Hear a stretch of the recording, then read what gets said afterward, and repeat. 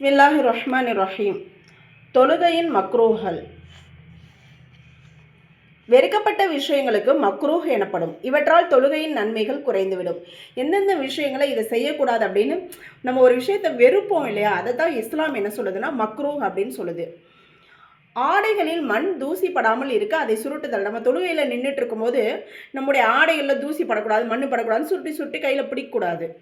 தனது ஆடைகள் மற்றும் உடலால் விளையாடுதல். சாலை சரி பண்ணுறது, ட்ரெஸ்ஸை சரி பண்ணுறது, எதையாவது ஒன்று பண்ணுறது. மலம் ஜலம் ஆகியவற்றை அடக்கி கொண்டு தொழுதல். இதை நம்ம போயிட்டு செய்யணும். மறுபடியும் ஒரு செஞ்சுட்டு நம்ம தொழுகணும். சொடக்கு போடுதல். நம்ம தொழுதுட்டு இருக்கும்போது விரல்களெல்லாம் அப்படியே நெட்டி முறிக்கிறது, அது மாதிரி பண்ணக்கூடாது. ஒருவருடைய முகத்தின் பக்கம் முன்னோக்கி தொழுதல். ஒருத்தவங்க உட்காந்துருக்காங்கன்னா ஸ்ட்ரைட்டாக அவங்க முகத்தை நம்ம பார்க்குற மாதிரியே இருக்கக்கூடாது. அவங்க அந்த சைடு உட்காந்துருக்காங்க, தொழுதுட்டு இருக்கிறாங்க, ஏதாவது திக்ரு செஞ்சுட்டு இருக்காங்க, ஒன்றும் பிரச்சனை இல்லை. அவங்க முதுகுக்கு பின்னாடி நம்ம என்ன செய்யலாம், தொழலாம். உருவம் பதியப்பட்டுள்ள ஆடைகளை அணிந்து தொழுதல். நாம் அணிந்திருக்கக்கூடிய ஆபரணங்கள், ஏதாவது ஆடைகள் போடுறது, காதில் அணிந்திருக்கக்கூடிய கம்மல்கள், இதில் எல்லாம் மயில், புறா, கிளி அந்த மாதிரி போன்ற எந்த ஒரு உருவமாக இருந்தாலும் அதை என்ன செய்யக்கூடாது, நம்ம அணிந்து தொழக்கூடாது. உருவப்படங்கள் வைக்கப்பட்டிருக்கும் இடத்திற்கு நேராகவோ வலது இடது பக்கமாகவோ நின்று தொழுதல்.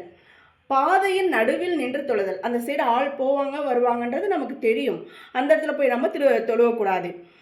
அடுத்து தொழுகையின் சுண்ணத்துக்களை விடுதல். தொழுகையினுடைய அந்த சுண்ணத்துக்கெல்லாம் நம்ம நடத்துவோம் இன்ஷா அல்லாஹ், அதில் விடக்கூடாது. பார்வை வானத்தின் பக்கம் அல்லது அங்கும் இங்கும் அலைய விட்டு கொண்டே தொழுதல். தொழுகும்போது மேலே நம்ம வானத்தின் பக்கம் பார்வையை உயர்த்தக்கூடாது. எந்த இடத்துல நம்ம சுஜூது செய்கிறோமோ அந்த இடத்துல தான் நம்ம பார்வை பார்க்கணும். நேற்று நடத்தின பாடத்தில் நம்ம சொல்லியிருந்தோம், நிலை நிற்கும்போது, ருக்கு செய்யும்போது ஒவ்வொரு தருணத்திலையும் எங்கே பார்க்கணுமோ அங்கே பார்க்கணும். சூறாக்களை வரிசைக்கு மாற்றமாக ஓதுதல். எப்போவுமே சூறாக்களை மேலேருந்து ஓதுறோம். இப்போ உதாரணமாக நமக்கு ஒரு 4 சூறா தெரியுது. சூரத்துல் லஹப், இஹ்லாஸ், ஃபலக், நாஸ் அப்படின்றப்போ மேலே இதிலேருந்து வரணும், அந்த லஹப்லேருந்து வரணும். அடுத்து இஹ்லாஸ், அடுத்து ஃபலக், நாஸ், கீழேருந்து மேலே போகக்கூடாது. அதே மாதிரி இரு சூறாக்களுக்கு மத்தியில் ஒரு சிறிய சூறாவை விட்டு விடுதல். உதாரணமாக முதல் ரக்காத்தில் நஸ்ரு சூறாவும் இரண்டாவது ரக்காத்தில் லஹப் சூறாவை விட்டுவிட்டு இஹ்லாஸ் சூறாவை ஓதுதல்.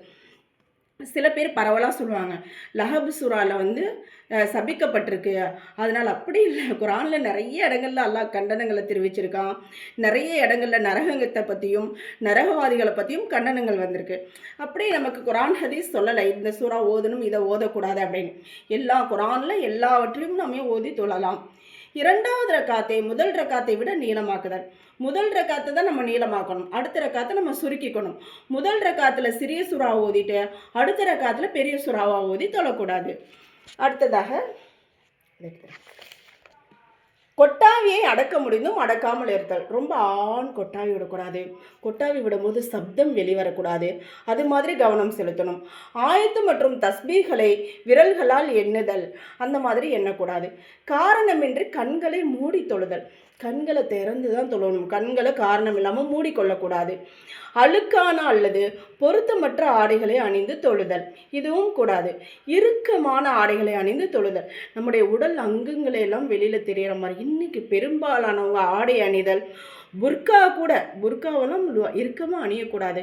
அதை கூட நம்ம என்ன செய்கிறோம்னா ரொம்ப டைட்டாக அங்கங்கே பிடிச்சி தச்சு உடலினுடைய ஒவ்வொரு பகுதிகளும் தனித்தனியாக தெரிகிற மாதிரி அல்லாஹ் பாதுகாக்கணும். அது மாதிரி ஆடைகளை அணிந்து நாம் தொழக்கூடாது. எச்சரிக்கை, பெண்கள் அரக்கை சட்டை அணிந்து தொழுதல் கூடாது. ஏனென்றால் சில சமயங்களில் சால் அணிந்திருந்தும் கைகளை உயர்த்தும் போது அல்லது சஜிதாவிலும் மணிக்கட்டு திறந்து கொள்ளும். மேலும் 3 தடவை தஸ்பீஹ் ஓதும் அளவுக்கு மணிக்கட்டின் 4இல் ஒரு பகுதி திறந்திருந்தால் தொழுகை முறிந்துவிடும். மணிக்கட்டுனா நமக்கு தெரியும் இல்லையா, நம்முடைய உள்ளங்கைக்கு மேல் உள்ள பகுதியை தான் மணிக்கட்டு அப்படின்னு சொல்லப்படுது.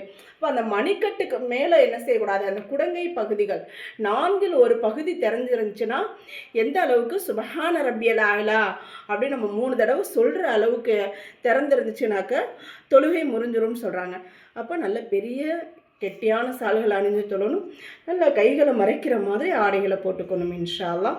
இப்போ இந்த விஷயங்கள் தான் தொழுகையின் மக்ரூஹ்கள். இதை செய்வதனால அது வெறுப்பிற்குரிய விஷயம் அப்படின்னு சொல்கிறாங்க. அல்லாஹ் பாதுகாக்கணும் இன்ஷா அல்லாஹ். திருத்திக்குவோம் தவறு இருந்தால்.